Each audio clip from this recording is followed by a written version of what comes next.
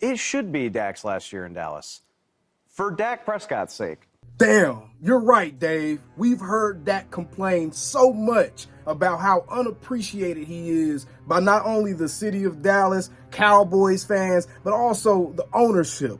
We have heard him complain about this so much, man. So I think it is time that he goes somewhere he can get appreciated. I know where you're going with this. My bad. We haven't heard him do that. For Dak Prescott, I am ready to see this experiment end. I'm ready to see something new. Yeah, for Dak Prescott, I'm ready to see this experiment end. I'm ready to see his childhood dream of being able to bring a team a Super Bowl come to an end prematurely as soon as he gets into the peak of his career, when he finally has a real number one receiver, when he finally has a competent defense, and he finally has an offensive line that was actually built for, I don't know, him. I would love for this to be Dak's last year in Dallas, and he can go somewhere that, A, doesn't make him fight so hard for his money every single time he's up for a contract. What? He'll be 35 or 36 years old at the end of this next contract. He won't be having a fight with anybody because he'll either be contemplating retirement or going into a situation where he understands that he's a bridge QB now. What? B, wouldn't it be fun to finally get an answer to all of these questions? Yes. As Cowboys fans, we should be so excited about getting the answers to questions that people like Shady McCoy, Joy Taylor, Colin Cowherd, Stephen A. Smith, Shannon Sharp, and others like them have posed for Dak Prescott. Those are the people that created those questions. Those are the people that created that narrative and that storyline. So we as Cowboys fans should surely be excited about just doing something crazy, like getting rid of an all-pro quarterback going into the peak of his prime, simply because we want to get the answers to questions that you guys made up.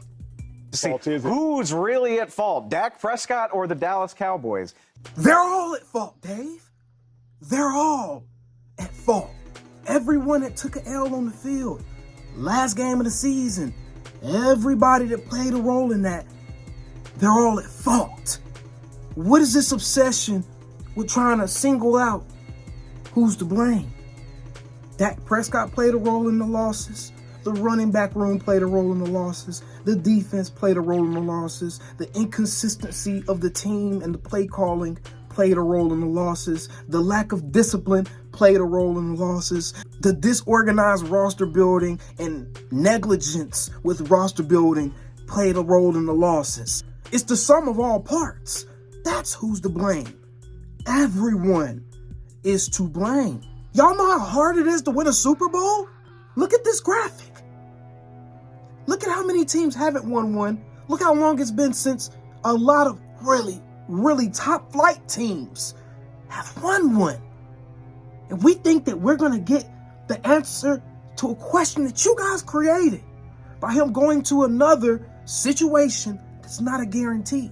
Just like every team in the NFL. This is not specific to the Cowboys. Maybe my guy would earn a little bit more appreciation, because you cannot tell me a guy with Dak's resume would catch half the hate if he played for any other team. Or, Dave, maybe he would get more appreciation if the people that were brought on national television to be Cowboys truthers and defenders would actually come up there prepared with real arguments, with real takes, with real facts, with real stats, with real perspective to properly defend the fan base and defend the players against undue and unjust criticisms and critiques, which you do not do. I'm so tired of hearing people try to disguise or masquerade their hidden disdain for Dak Prescott in a fashion to where it's not easily discernible by either side, whether you like Dak or you dislike Dak. It's not easily discernible by either side which side of the fence you firmly stand on for real. David Helman is a perfect example of a lukewarm Cowboys fan on national television trying to represent the larger part of the Cowboys fan base. What kind of sense does it make if Dak Prescott has never come out and he has never told us himself that he doesn't feel appreciated in Dallas? If he has never come out in any interview and never attacked the fans or never made anybody feel like he doesn't feel appreciated or he doesn't enjoy his experience here in Dallas, regardless of how hateful certain people are. Ladies and gentlemen, I have a YouTube channel called The Dak Attack. My YouTube channel is one of the most populous YouTube channels in all of the Cowboys content creator community. That's not me being arrogant. That's me making a point that there's a lot of people who support Dak Prescott, man. There's a lot more people who quietly support Dak Prescott than there are people who loudly detest Dak Prescott. And that's what I've come to realize living in the DFW Metroplex for the better part of the last 20 years. Do you realize how many Dak Prescott jerseys I see all the time? How many Dak Prescott t-shirts like the one I have that I see all the time? Do you realize that loud, vocal disgust for Dak Prescott is somewhere that's really only seen peddled by pundits like Shady McCoy, who David Helman is sitting right across from someone who played majority of their career with a franchise and is still looked at as a legend within that franchise, but didn't win a damn thing with that franchise. LaShawn McCoy didn't get his 2 fake Super Bowl rings with the Philadelphia Eagles. He got those sitting on the end of the bench playing with the Kansas City Chiefs and the Tampa Bay Buccaneers. But Shady McCoy is still revered by the Philadelphia Eagle fan base. David Helman is sitting right across from this dude. Someone who was able to play their career somewhere, don't win a championship, and still be able to reap the benefits of being treated like royalty amongst the fan base. Why is it so hard for people to wrap their minds around the fact that, hey, if Dak Prescott ends his career as the most prolific Cowboys quarterback, winning an MVP award and finally taking us deep into the playoffs, whether it be an NFC championship game, a Super Bowl berth, whatever it may be, or hell, he gets to the divisional round every single year for the rest of his career, bro, and we lose every single year, bro. If he ends his career like that, yes, that will be a knock on him as far as his ranking in the all-time great list of quarterbacks and all that other stuff. Yeah, that would be a knock on him. But guess what? He would still be a Cowboys legend. And there would be people everywhere, businesses everywhere, fans everywhere who still love this man to death.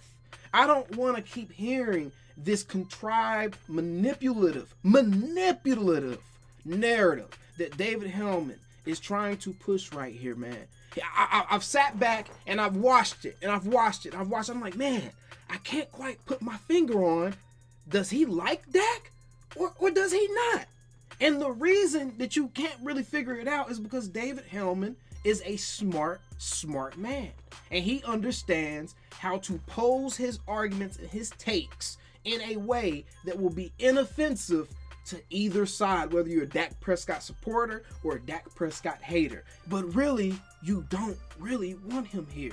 That's why we've heard you say he isn't worth whatever money it is that people are talking about he might get in lieu of the Trevor Lawrence contract and the Jared Goff contract. That's why we're hearing you say, oh, I want to see him go somewhere else for his benefit. Dak Prescott himself, as recently at his charity event, has discussed the importance and the value that brings as it pertains to just him as a player, as a professional, and him honestly going into his post career. He has already kind of alluded to that, the fact that being a Cowboy opens up a lot of doors for you. See, what this sounds like, as I was breaking down as the clip was going, what this sounds like to me is someone that really isn't a big supporter of Dak Prescott, is not a fan of him, but he doesn't want to piss off the people that are supporters of Dak Prescott, so he will give these lukewarm takes. And this is why we never see him really going to bat for our team on national television. This is why we have always felt a slight sense of disappointment. Even if we ain't real mad, even if it ain't something that's just vehemently this, come on, Dave. Even if it ain't something like that, we always feel a little disappointed at the end of watching anything dealing with his takes concerning being across from the illiterate snapping turtle, Shady McCoy.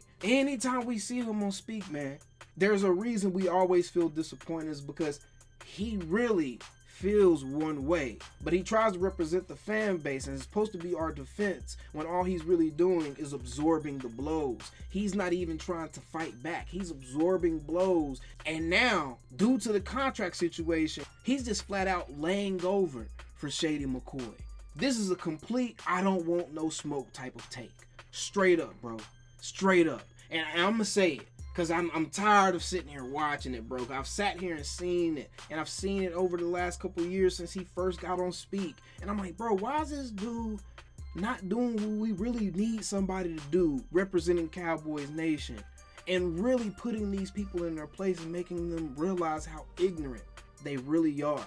And how damaging the style of coverage and the style of media that they represent really is to sports talk and the sports community as a whole. Because if you don't think it's damaging, all you gotta do is scroll on Twitter, through NFL Twitter, NBA Twitter, or whatever it may be, and you'll see just how damaging these types of sports platforms have been to our community as a whole, bro.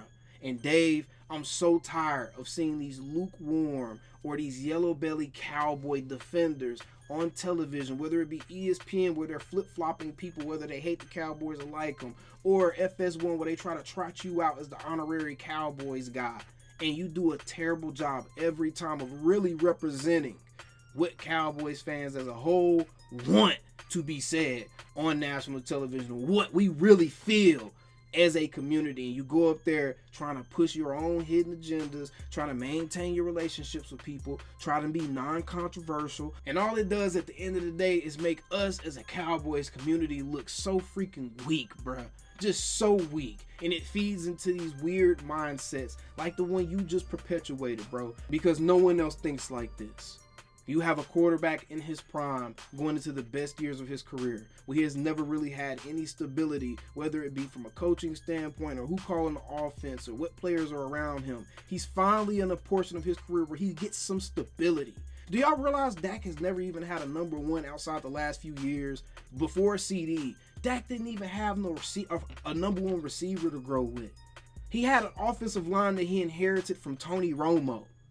He had a defense that was in shambles, and it was a liability on most nights.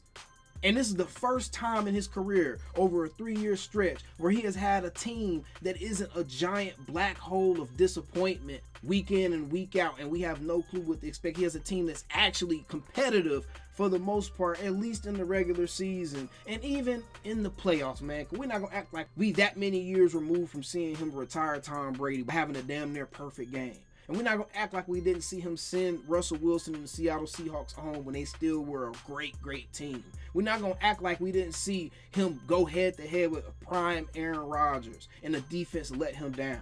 We're not going to act like we didn't see him be a victim of how a defense giving up damn near 300 rushing yards on 2 different occasions in the playoffs. We're not going to act like we didn't see all that.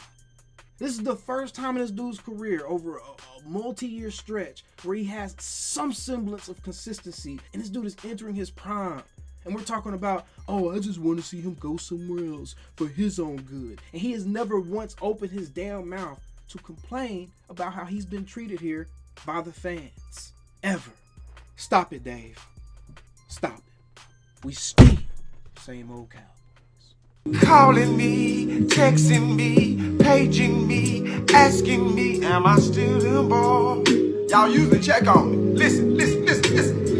I'm still them boys. Hey! Woo! Hey! I'm still them boys.